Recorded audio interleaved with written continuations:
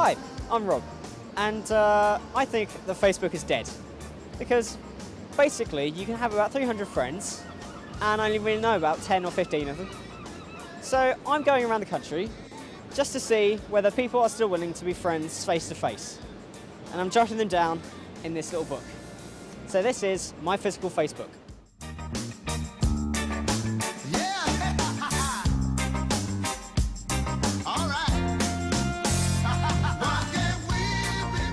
So we're in Bath at the moment, which is in Somerset, I believe, and we are making our way to the Roman Baths because it's a big tourist destination, so you'll get quite a lot of international people as well. We'll see if it's mainly a British thing.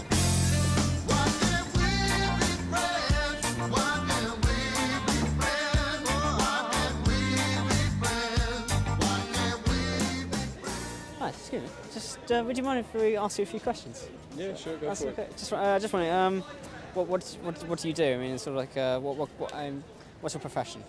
I'm a street performer. You're a street performer. What do you do? I do shows on that pitch over there.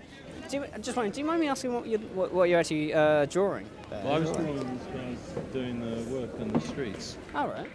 I mean, is that a hobby or? Well, I'm an artist. There's a bit of an accent in there. Just where do you come from? I was originally born in Wichita, Kansas, right. but I moved over here in 1984 with my parents. Right. I was only a kid at the time, so I couldn't exactly say no. So, I mean, sort of, are you saying that the British are possibly, I mean, the more reserved now, or do you think society, well, common society has changed somewhat? I mean, British, we've got a very mixed culture now, which is exciting, but it's also got its problems. Isn't that true? That's why we're waiting on the world to change.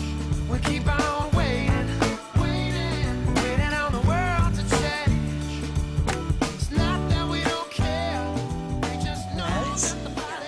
We're just seeing whether, you know, people, whether the notion of, you know, being polite to people in society and just, you know, generally being polite, sort of pleasant as well, whether that still exists as that kind of thing. I think it does, and I think it's very, very important. Yeah. And one of the things that I absolutely detest is supermarket shopping. You know, I prefer what I call the village folk school of shopping.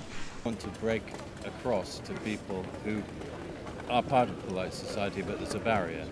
Well, I think that's what I mean, it's all right. So you think there already is a polite society? They just don't make themselves known. Is that Well, I think that the means of communication between people has broken down a bit, yes.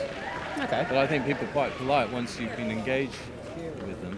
I think people are quite frightened of engaging with strangers, as you say. From the point of view of sort of social interaction, I prefer shopping where, you know, I'm recognised, where I see people, where it's much more of a pleasant experience than wheeling a trolley round. Just meeting people in the street, just talking to them, finding out a bit more about them. It's one of those things that not many people do. Okay. So over there we interviewed an artist. So now we're interviewing a street performer, and it's sort of like a physical Facebook kind of thing.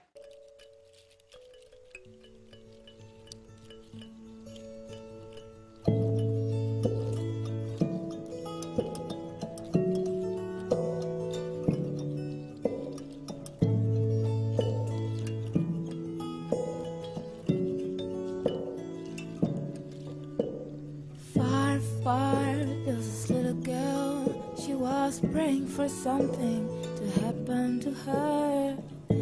Every day she writes words and more words just to spit out the thoughts that keep Actually, I come from Bristol, and we are renowned for our friendliness. Really? Towards people, yeah. Oh. They are all over. Just before we go, wondering, another thing we're doing is that people that I talk to, I'm getting them to sign a book, and I take a photo with them as well. And it all goes towards part of the documentary because it's a big sort of social experiment kind of thing. The response we got from Bath was overwhelmingly positive. However, that is just one town. And so we travelled 140 miles to the southeast, to Brighton, to see whether people there were just as responsive.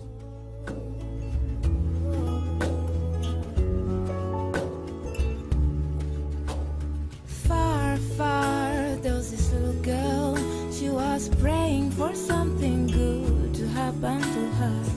From time to time, there are colors and shapes dazzling her eyes, tickling her hands. They invent her new world with oil skies and aquarelle rivers. But don't you run away already, please don't go. How can you stay outside? There's a beautiful mess inside. How can you stay outside? There's a beautiful mess inside. Take a deep breath and die. There's a beautiful Hey, excuse me. mess inside. Do you mind if we can talk to you just briefly, just on camera? Is that okay? You're not. Okay, no worries. Have you noticed in Brighton, that, you know, whether if it's a little bit sort of more reserved, or people tend to? Well, I would actually say exactly the opposite about Brighton. I actually work in London, and I find Oh, right. London is very sort of introverted, but it's certainly more extrovert and people are more friendly. Oh, okay. I think essentially because it's a younger society here. It's Oh, very right. much a student town. Oh, right, yeah. And people are more open, I think. Oh. Oh, excuse me. Just wondering, would it be possible to talk to you briefly on camera? Just, it's not for charity, I promise. When you approached me, All right. I thought that you were going to ask me for some money. Ah. Not because you look as if you're that, but we do actually get people in Brighton now that we get a better class of beggar now. Will it take longer than me finishing my cigarette? I'll try and make it as quick as I can. Go ahead. Oh, brilliant. Okay, thank you very much. If you weren't on the street, Yeah. if you were in sort of a cafe or something like that and you sat next to somebody, invariably I think conversations would be developed. But the environment, the way that you're doing it, I think Yeah. it's just putting people off, Ah. as it did with me.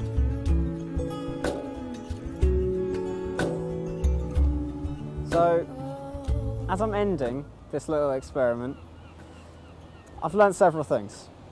One, if you're going somewhere on the coast in the middle of winter, wear some gloves, because it's really bloody cold. But more importantly, just get to know people. Learn more about them, instead of their name, their age, or how good looking they are. Just talk to people, anyone at all, because it might just surprise you.